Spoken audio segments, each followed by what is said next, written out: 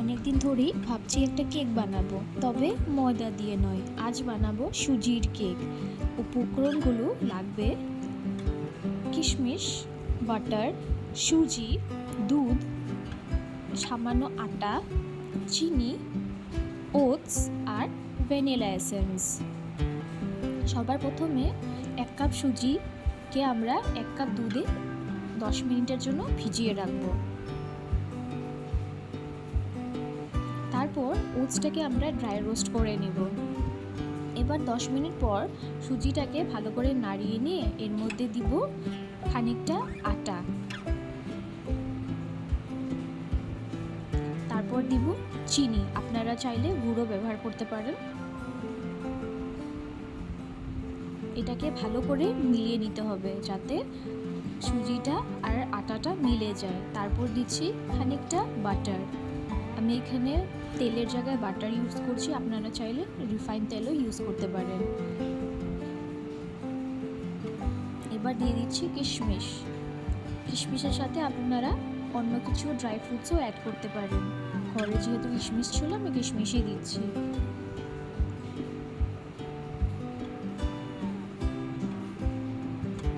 এবার রোস্ট করা ওটসটাকে ভালো করে গ্রাইন্ড করে নিয়ে ফাইন পাউডার করে তারপর এবার এটার মধ্যে আমরা অ্যাড করে নিয়ে সব মিশ্রণগুলোকে ভালো করে আমরা মিলিয়ে নিয়ে এর মধ্যে দিয়ে দিব 2 চামচ মতো ভ্যানিলা এসেন্স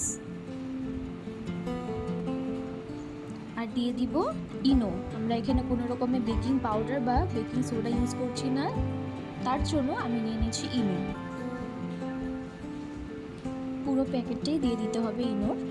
এবার আমরা বানাবো এই টিফিন বক্সে, তো এটার জন্য বাটারটাকে ভালো করে এটার মধ্যে গ্রিস করে নিব আর এটার মধ্যে একটু দিয়ে দিব আটা।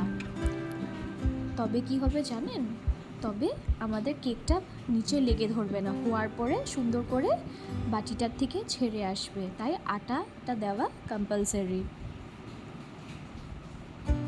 এবার মিশ্রণটাকে টিফিন বক্সের মধ্যে ঢেলে নেব। আজ আমরা প্রেসার কুকারে বানাবো আর উপর থেকে দিয়ে দিব কিশমিশ। কিশমিশটাকে আমি আটার মধ্যে একটু কোট করে নিয়েছি, তবে কিশমিশটা জ্বলে যায় না।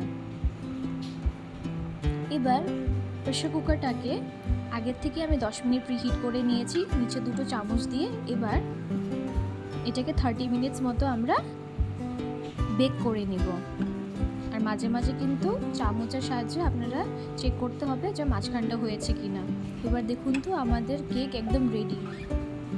এটা খেতে খুবই টেস্টি হয়েছে আর খুবই সফট, আপনারা দেখতেই পাচ্ছেন।